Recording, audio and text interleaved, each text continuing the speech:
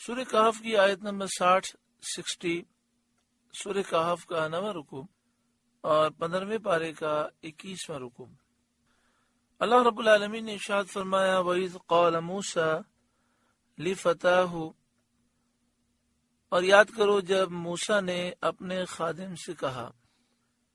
یہاں موسیٰ سے مشہور قول کے مطابق مراد ہیں حضرت موسیٰ بن عمران علیہ السلام، جو نبی محترم ہیں، جن پر توریت نازل ہوئی اور جنہیں معجزات ظاہرہ اللہ تعالی نے عطا فرمائے۔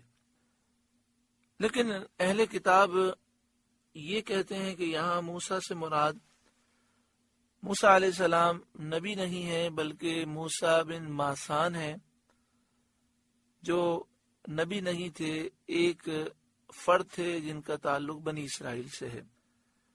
لیکن جمہور مفسرین یہ فرماتے ہیں کہ یہاں موسیٰ سے مراد موسیٰ بن عمران ہیں، جو صاحب توریت ہیں۔ وَإِذْ قَالَ مُوسَىٰ لِفَتَاهُ، اور یاد کرو جب موسیٰ نے اپنے خادم سے کہا۔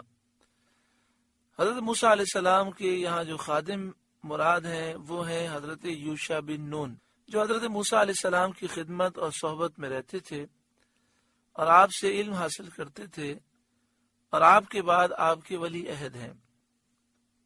عراق شریف میں، بغداد شریف میں، جہاں حضرت سری سختی اور حضرت جنید بغدادی، حضرت بہلول دانا، حضرت ابراہیم خواص، ان کے مزارات ہیں، وہیں قریب میں حضرت یوشع بن نون علیہ السلام کا بھی مزار ہے۔ یاد کرو جب موسیٰ علیہ السلام نے اپنے خادم سے کہا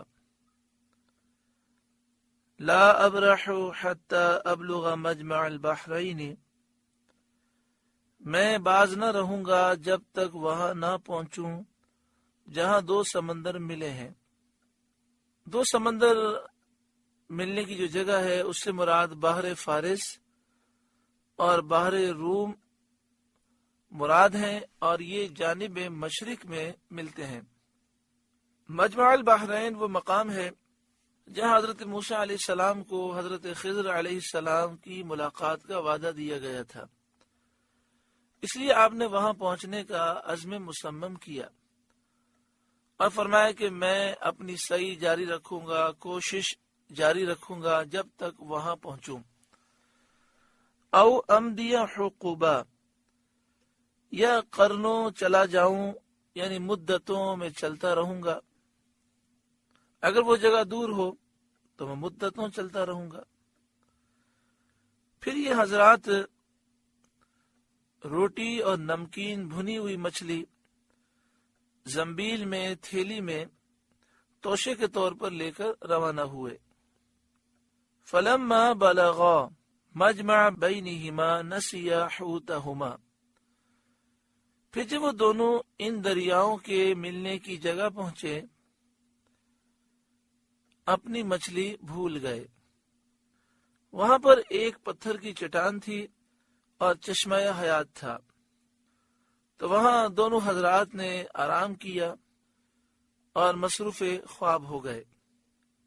بھنی ہوئی مچھلی زنبیل میں زندہ ہو گئی اور تڑپ کر دریا میں گری، اور اس پر سے پانی کا بہاؤ رک گیا اور ایک محراب سی بن گئی، سرنگ جیسی بن گئی۔ حضرت یوشع علیہ السلام کی نظر اس پہ پڑی۔ حضرت یوشع علیہ السلام کو حضرت موسیٰ علیہ السلام سے اس بات کو ذکر کرنا تھا، لیکن انہیں بھلا دیا گیا۔ نسیا حوتہما، اپنی مچھلی کو بھول گئے۔ فاتخذ سبیلہ فی البحر سربا، اور مچھلی نے سمندر میں اپنی راہ لی سرنگ بناتی، یعنی وہ سمندر میں گئی جیسے کوئی چیز مٹی میں داخل ہو جاتی ہے تو سوراخ بن جاتا ہے، اس طرح سمندر کے پانی میں سوراخ بن گیا اور تھوڑی دیر کے لیے چاروں طرف کا پانی رک گیا۔ یہاں پر یہ بات یاد رکھیں کہ یہ مجمع البحرین جو ہے یہ سمندر کا مقام ہے، بحر فارس اور بحر روم۔ لیکن عربی میں باہر کا لفظ سمندر کے لیے بھی آتا ہے، دریا کے لیے بھی آتا ہے۔ فلما جاوزا، پھر جب وہاں سے گزر گئے اور چلتے رہے یہاں تک کہ دوسرے دن کھانے کا وقت آیا،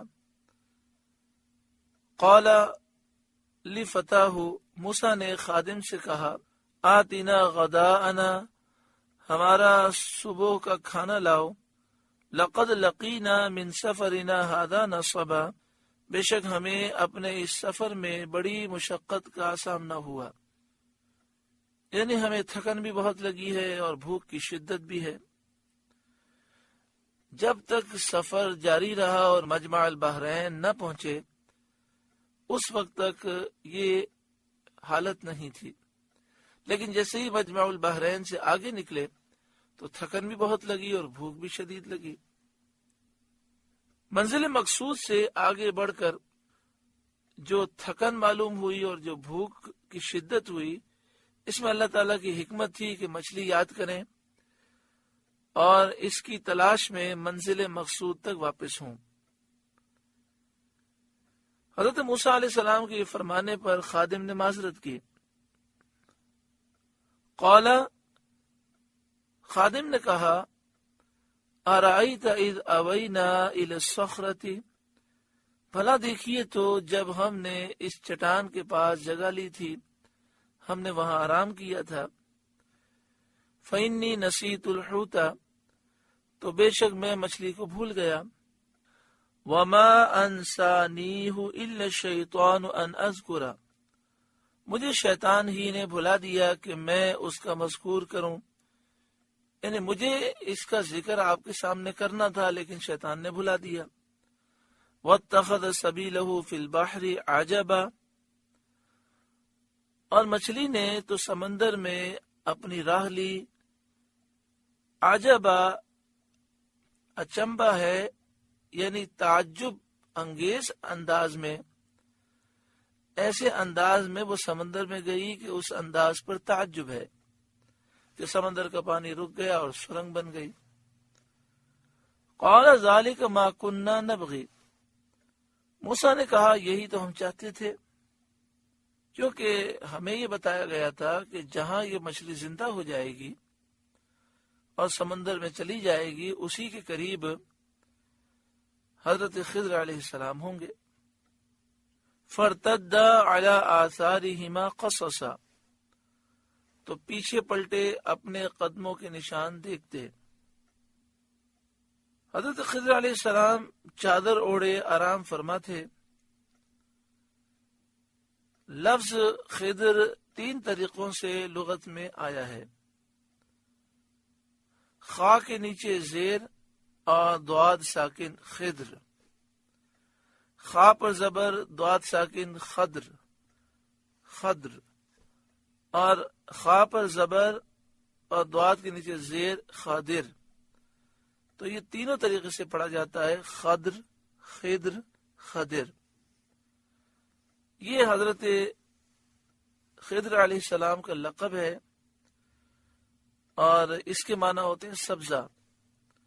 وجہ اس لقب کی یہ ہے کہ جہاں آپ بیٹھتے یا نماز پڑھتے وہاں اگر گھاس خشک ہو تو سرسبز ہو جاتی۔ آپ کا اصل نام ہے بلیہ بن ملکان اور کنیت ابو العباس ہے۔